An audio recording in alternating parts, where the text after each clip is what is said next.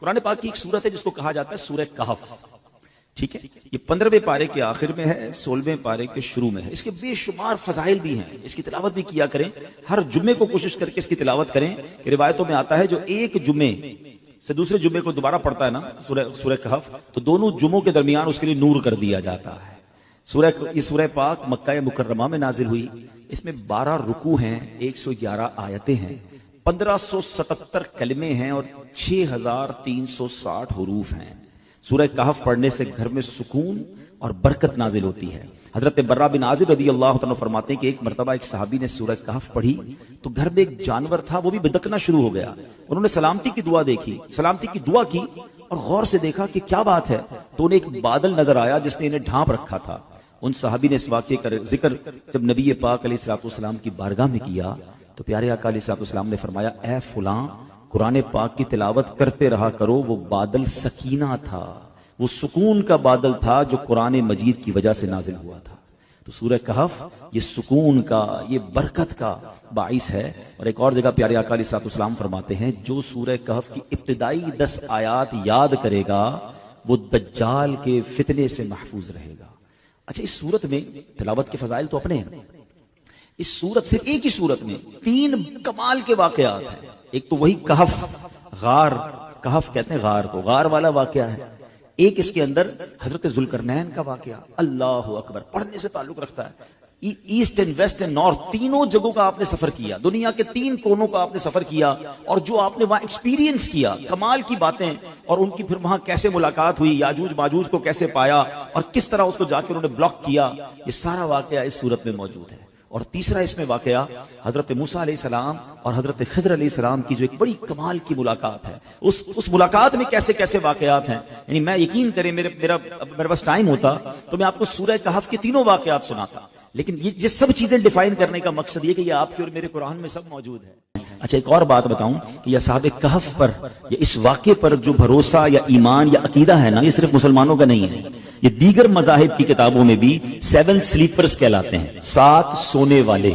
تو 7 سلیپرز، وہ بورڈ لگے ہوئے اب بھی، تو وہاں پر دیگر مذاہب کے لوگ بھی آتے ہیں کیونکہ ان کی آسمانی کتابوں میں بھی ان اصحاب کہف کا ذکر موجود ہے۔ اب یہ کون تھے، یہ کیا تھے، اب ذرا یہ واقعہ سنیے گا، پھر میں انشاءاللہ اس کے تحت کیا سبق ملتا ہے، ہم سیکھیں گے کیا، میں اس پر ڈسکس کروں گا۔ اصحاب کہف جو تھے یہ شہر افسوس کے شرفاء تھے، بڑے نیک لوگ تھے۔ اچھا، شہر کا نام کیا نام تھا؟ افسوس۔ اور جو بادشاہ تھا اس کے معزز درباری بھی تھے، مگر یہ لوگ صاحب ایمان تھے، یہ بت پرستی سے بیزار تھے، یہ اللہ وحدہ لا شریک کو اپنا رب مانتے تھے۔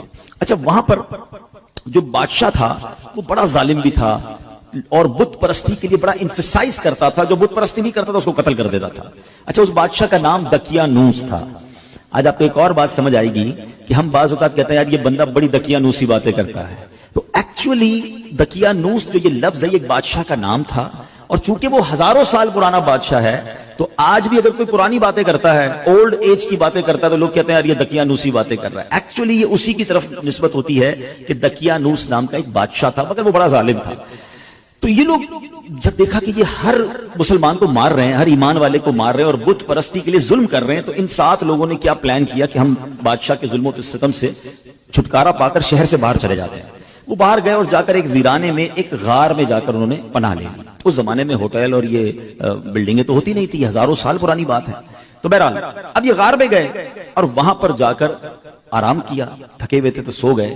اللہ کی شان یہ ہے کہ وہ تقریباً 300 برس سے زیادہ عرصے کے لیے سو گئے۔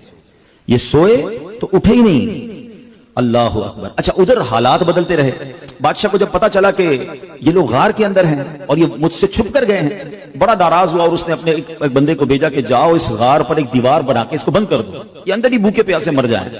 جس بندے کو یہ آرڈر دیا گیا تھا نا، وہ تھوڑا سا خدا ترس آدمی تھا، اس نے کیا کیا کہ ان 7 اصحاب کہف کے نام لکھے، پوری بات لکھی کہ یہ لوگ ایمان والے ہیں، بادشاہ کے ظلم سے جا کر اندر چھپے ہیں، اور ان کا یہ واقعہ ہے۔ ایک تختی لکھی، ایک صندوق کے اندر اس غار کے ساتھ دیوار میں اسے دفن کیا اور ایک دیوار کھڑی کر دی۔ حکم تو تھا بادشاہ کا۔ اب باہر والے لوگ یہ سمجھے کہ یہ بھوکے پیاسے اندر مر گئے۔ بہرحال ادھر بادشاہ کا انتقال ہوا، پھر دوسرا بادشاہ آیا، تیسرا بادشاہ، دور بدلتا گیا، اور یہاں جناب یہ سوئے ہوئے ہیں۔ آفٹر 300 years کیا ہوا کہ ایک اور بادشاہ آیا جس کا نام تھا بیدروس. وہ بڑا نیک دل بادشاہ تھا, ایمان والا بادشاہ تھا, اللہ پر ایمان لاتا تھا. مگر اس کے دور میں ایک عجیب و غریب فتنہ کھڑا ہوا. کچھ لوگوں نے یہ معاذ اللہ کہتے ہیں کہ شک پیدا کرنا شروع کر دیا, کمپلین کرنا شروع کر دی, آرگیومنٹ شروع کر دیا کہ مرنے کے بعد اللہ دوبارہ پیدا نہیں کر سکتا, یعنی مرنے کے بعد دوبارہ کوئی زندگی نہیں ہے. اب بادشاہ بڑا نیک دل آدمی, سمجھاتا لوگوں کو, لوگ اس کی بات کم سنتے, اس فتنے کی بات زیادہ سننے لگے. تو بادشاہ تہجد کی نماز میں رو رو کے اللہ سے دعا کرتا کہ میرے مولا کوئی ایسی نشانی عطا کر دے, کوئی ایسا اشارہ عطا کر دے کہ ان لوگوں کو سمجھ آ جائے کہ تو مرنے کے بعد دوبارہ زندہ کیسے کرے گا. اللہ کی شان دیکھیں. اس بادشاہ کے وہم و گمان میں بھی نہیں ہے کہ کوئی غار ہے اس کے شہر کے قریب جہاں کچھ لوگ سوئے ہوئے ہیں. سینکڑوں سال گزر گئے نا. اب اللہ کی شان دیکھیں اس بادشاہ کی, وہ گریا بازاری, وہ دعائیں کیسی رنگ لائیں کہ ایک چرواہا جو تھا بکریاں چراتے چراتے اس غار کے قریب پہنچا. اب قریب پہنچا تو دیوار 300 سال پرانی ہو گئی تھی, تو دیوار دھڑام سے گری. جیسی غار کے اندر اس نے دیکھا تو وہ گھبرا کر دوڑ پڑا. اچھا یہاں جیسی دیوار گری تو ان بندوں میں سے وہ 7 افراد اٹھ گئے. اچھا وہ اٹھے تو وہ سمجھے ہم 2 4 6 گھنٹے 8 گھنٹے سو کر اٹھے, ٹھیک ہے نا. انہوں نے نماز وغیرہ پڑھی, اب کب بھوک لگ رہی ہے تو ایک ساتھی کو کہا ذرا جانا باہر اور دیکھ بھال کر بادشاہ دقیانوس کے سپاہی کہیں پکڑ نہ لیں, کھانا لے کر آ گئے. وہ بندہ چھپتے چھپاتے بازار گیا تو سارے بازار کا ماحول ہی الگ, عمارتیں الگ. بہرحال اتنا اس کو خیال نہیں آیا. اس نے جا کر ایک دکاندار نان بائی جو روٹی بیچنے والا تھا اس کو اس نے پیسے دیے کہ مجھے کچھ روٹیاں چاہیے. تو نان بائی نے جب وہ پیسے دیکھے کہا یہ سکے کہاں سے آ گئے, یہ تو کرنسی ختم ہو گئی تھی, 300 سال پرانی کرنسی تھی. تو کہا یہ پیسے تو ہمارے یہاں نہیں چلتے, کس زمانے کے پیسے لے کے آئے؟ بھائی یہی تو پیسے ہیں, کل تو ہم نے پیسے لے کے غار میں گئے, آج تمہیں دے رہے تم کہہ رہے پیسے نہیں چلیں گے. اچھا یہ بتاؤ دقیانوس بادشاہ کہاں ہے آج کل؟ وہ جو اصحاب کہف میں سے ایک بندہ تھا وہ پوچھتا ہے کون دقیانوس, اس زمانے کا تو کوئی بادشاہ یہاں پر نہیں ہے. اب وہ حیران کہ بادشاہ کل تو ہم جا کے غار میں گئے, آج بادشاہ کی کوئی پہچان نہیں رہا, کرنسی ہماری چل نہیں رہی. ادھر وہ نان بھائی سمجھ گیا کہ یہ سینکڑوں سال پرانی کرنسی ان کے پاس ہے, ان کو لگتا ہے کوئی خزانہ مل گیا ہے. تو انہوں نے پکڑ کر اس بندے کو جو اصحاب کہف میں سے تھے پولیس والوں کے یا حکام کے حوالے کر دیا. وہ حکام انہیں بادشاہ کے پاس لے گئے. بادشاہ کو جب یہ سارا واقعہ پتا چلا اس نے کہا ہم تو دقیانوس بادشاہ کے زمانے کے لوگ ہیں, ہم تو سوئے اٹھے تو آپ بتا رہے ہیں کہ وہ بادشاہ بھی نہیں ہے, پیسے بھی یہ نہیں چل رہے, یہ زمانہ کون سا ہے؟ تو بادشاہ نے معلوم کیا تو پتا چلا کہ یہ 300 سال پرانی بات کر رہے ہیں. یہ کیسے پاسبل ہے کہ بندہ بھی جوان ہے, بوڑھا بھی نہیں ہوا اور 300 سال پرانی بات کر رہا ہے. کہ میں اکیلا نہیں ہوں, 7 6 اور بھی ہیں. کدھر ہے؟ غار میں ہے. چلو اب بادشاہ نے پورا لشکر لیا. یقین تو بادشاہ کو بھی نہیں آ رہا تھا کہ یہ ہو کیا رہا ہے. اب پورے لشکر کو لے کر جب وہ غار کے قریب پہنچے تو ادھر جو غار میں لوگ تھے وہ سمجھ گئے کہ دقیانوس بادشاہ کے بندے آ گئے ہیں, ہمارا بندہ پکڑا گیا ہے, اب ہماری خیر نہیں ہے. وہ سجدے میں چلے گئے, وہ دعائیں کرنے لگے, استغفار پڑھنے لگے. مگر جب سپاہی آئے تو سپاہی بھی کوئی اور, بادشاہ بھی کوئی اور. کسی کو یقین نہ آئے ان کی باتیں. اب وہ تختی کام آئی.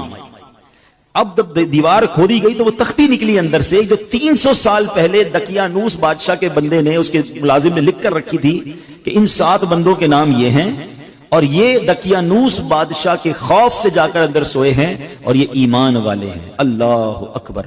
جب بادشاہ کو یہ پتا چلا نا, پہلے تو وہ گیا سجدہ شکر میں کہ اللہ تو نے میری پکار سن لی, ایسی نشانی بتا دی کہ بندہ مرنے کے بعد کیسے جیے گا. تو نے تو جیتے جی ہمیں دکھا دیا کہ تو چاہے تو 300 سال تک کوئی سویا رہے, نہ اس کا بال بھیکا ہو, نہ بال سفید ہو, نہ باڈی گلے, اور میرے رب تو نے انہیں پھر زندہ کر دیا. اب جناب پورا شہر آیا, سارے لوگ آئے جو بے ایمان ہو گئے تھے, جو اللہ کی قدرت کے انکاری ہو گئے تھے, سب کلمہ پڑھنے لگے, سب اللہ کی وحدانیت پر یقین لائے. سبحان اللہ. اب یہ جو اصحاب کہف تھے, سبحان اللہ, یہ لوگ جو تھے جب انہوں نے دیکھا کہ اب ماشاءاللہ سب لوگ ایمان لے آئے ہیں اور یہ کام سارا ہو گیا ہے, تو پھر انہوں نے کہا کہ اے بادشاہ ہم اللہ کے تمہیں سپرد کرتے ہیں, تمہارا کام ہو گیا. یہ پھر غار کے اندر گئے اور پھر سو گئے اور اللہ نے اسی حالت میں انہیں وفات دی. بادشاہ بیدروس نے سال کی لکڑی کا صندوق بنوا کر اصحاب کہف کی مقدس لاشوں کو ان میں رکھوا دیا. اللہ کریم نے اصحاب کہف کے غار کا ایسا روب لوگوں کے دلوں میں ڈالا کہ لوگ ان کی قبروں تک نہیں جا پاتے تھے. اصحاب کہف کی لاشوں کا حفاظت کا انتظام بھی رب نے کیا اور بیدروس بادشاہ نے غار کے منہ پر ایک مسجد بنائی, سالانہ 1 دن مقرر کیا اور ہر سال لوگ وہاں پر ان کے گویا عرس میں جمع ہو کر اللہ کی عبادت کرتے اور گویا وہاں جا کر عبادت کرتے. تو اے میرے پیارے اسلامی بھائیوں, یہ ایک واقعہ جو تفسیر قرآن کے کے ذریعے میں نے آپ کو سنایا. قرآن میں سورہ کہف میں یہ پورا تفصیل سے واقعہ موجود ہے. جو سورہ کہف پڑھتے ہیں یہ آیتیں بار بار پڑھتے ہوں گے. بسم اللہ الرحمن الرحیم. ام حسبت ان اصحاب الكهف والرقیم كانوا من آیاتنا عجبا اذ اول الفتية الى الكهف فقالوا ربنا آتنا من لدنك رحمة وهيئ لنا من امرنا رشدا فضربنا على آذانهم في الكهف سنين عددا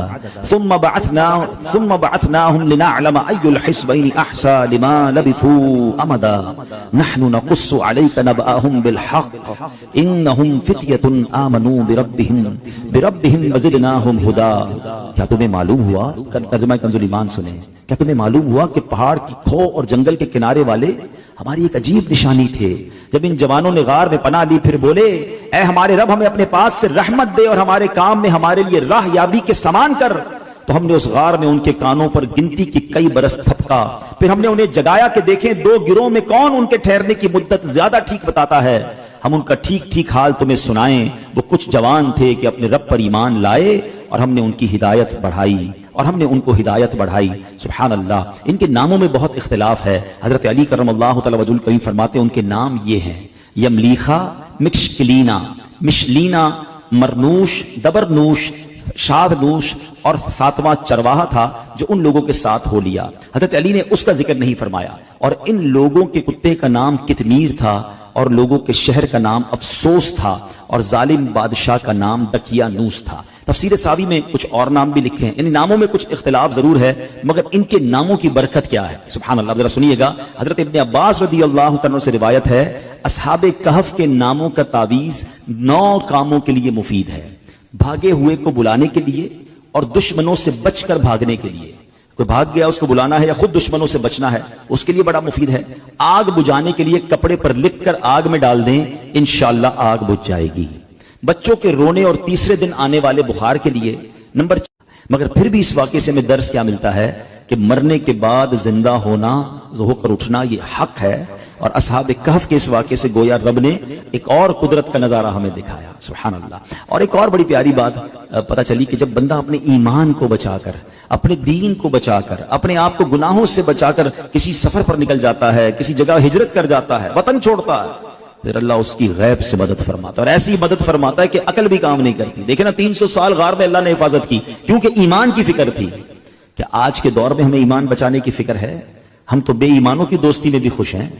لوگ کہتے ہیں کوئی بات نہیں, میرا ایک دوست ہے بد مذہب ہے مگر میں پکا ہوں, میں بیٹھتا ہوں اس کے ساتھ, میں سنتا ہوں اس کی باتیں, لیکن میں پکا ہوں, میں بیٹھتا ہوں. اللہ اکبر. ہمارے بزرگ وطن چھوڑ گئے, جان تکلیف میں ڈال دی مگر بے ایمانوں کی صحبت میں نہ بیٹھے. ابھی آئے گا نا ماہ رمضان تو کچھ شروع ہو جائیں گے سوشل میڈیا پر. ماہ مفسرین بن جاتا ہے نا, ہر بندہ قرآن کی تفسیر اپنی مرضی سے کر رہا ہوتا ہے, اپنے حساب سے جناب قرآن کھولیں گے. کوئی پینٹ شرٹ پہن کے قرآن سمجھا رہا ہوگا, کوئی داڑھی منڈا قرآن سمجھا رہا ہوگا, کوئی رمضان ٹرانسمیشن کے نام پر آپ کو بے وقوف بنائے گا. لوگ سب کی دیکھ سنیں گے. اللہ کے بندو, یہ ایمان کے بعض اوقات لوگ ڈاکو ہوتے ہیں. ہمیں قرآن سیکھنا ہے مگر عالم دین سے سیکھنا ہے نا, مفسر قرآن سے سیکھنا ہے. ایک صحیح العقیدہ عاشق رسول عالم دین سے سیکھنا ہے کہ ہر کسی سے سیکھنا ہے. لیکن نہیں یار, بس وہ ہر کسی کو سوشل میڈیا کا شوق ہے, میں آج اس کی سن رہا ہوں کل اس کی سن رہا ہوں, پھر پریشان بھی رہتے ہیں. ہمارے پاس آتے بھی ہیں کہ مولانا صاحب یہ میں نے سنا تھا, میں کنفیوز ہوں. بھائی کس سے سنا تھا؟ یار فلاں سے سنا تھا. پہلے اس نے کہاں سے سنا یہ تو پوچھ کے آؤ. کبھی کسی موچی سے کپڑے سلوائے آپ نے کہ یار جوتے بڑے اچھے سیتا ہے, کپڑے بھی اسی سے سلوا لوں؟ آپ کہیں گے نہیں یار موچی کا کام جوتے سینا, درزی کا کام کپڑے سینا ہے. ڈاکٹر آپ کا یار علاج بڑا اچھا کرتا ہے, آپ کہتے ہیں یار ڈاکٹر علاج بڑا اچھا کرتا ہے, گھر بھی اسی سے بنوا لیتا ہوں, گھر بھی اچھا بنا دے گا. ارے ڈاکٹر کا کام علاج کرنا ہے, بلڈر کا کام گھر بنانا ہے. دنیا کا ہر کام ہم اس کے ایکسپرٹ سے کرواتے ہیں, سیکھتے ہیں, مگر دین جس کی مرضی ہے وہ سکھائے اور ہم بیٹھ کے سن رہے ہوتے ہیں. نہ کریں ایسا. آپ اصحاب کہف کے اس واقعے سے سمجھو کہ ایمان کی اہمیت کیا ہے. سید اعلیٰ حضرت نے 100 سال پہلے سمجھایا. کیا فرمایا؟ سونا جنگل رات اندھیری, چھائی بدلی کالی ہے, سونے والو جاگتے رہیو چوروں کی رکھوالی ہے.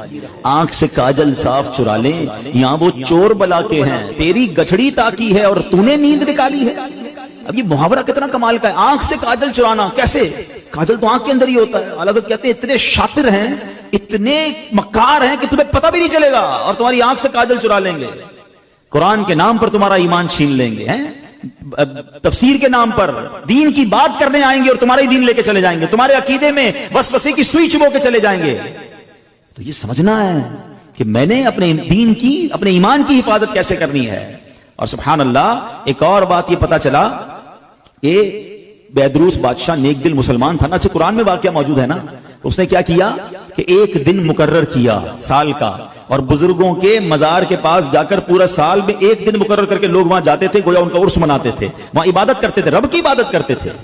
تو پتا چلا کہ آج بھی اگر بزرگان دین کے مزارات پر کوئی سال میں ایک دن مقرر کر کے اللہ کی عبادت وہاں کی جائے اور ان کا عرس منایا جائے، فاتحہ پڑھی جائے، تو اس میں کوئی حرج نہیں ہے۔ اصحاب کہف کا یہ واقعہ ہی ہمیں یہ سبق دے رہا ہے، قرآن ہمیں یہ بتا رہا ہے، سبحان اللہ۔ تو بہرحال میرے پیارے اسلامی بھائیوں، یہ ایک واقعہ بیان کرنے کا مقصد یہ تھا کہ قرآن میں کیسے کیسے خزانے موجود ہیں۔ تو پلیز اس رمضان میں صرف قرآن پاک کی تلاوت نہیں کرنی، قرآن پاک کو انڈرسٹینڈ کرنے کی طرف بھی آئیں۔ اللہ کی رحمت سے دعوت اسلامی کے ماحول میں ہمیں تفسیر قرآن صراط الجنان بڑی آسان اردو زبان میں دے دی گئی ہے، اس کو پڑھیں، پڑھ نہیں سکتے تو اس کی آڈیو جاری کر دی گئی ہے، سننا شروع کر دیں۔ آپ دیکھتے ہوں گے دعوت اسلامی والے تو پورا سال ہی فجر کی نماز کے بعد مسجدوں میں تفسیر قرآن کچھ ایک دو صفحے پڑھ کے سناتے ہیں، کیوں؟ تاکہ روز کچھ نہ کچھ قرآن جو ہے وہ ہمارے دل میں اتر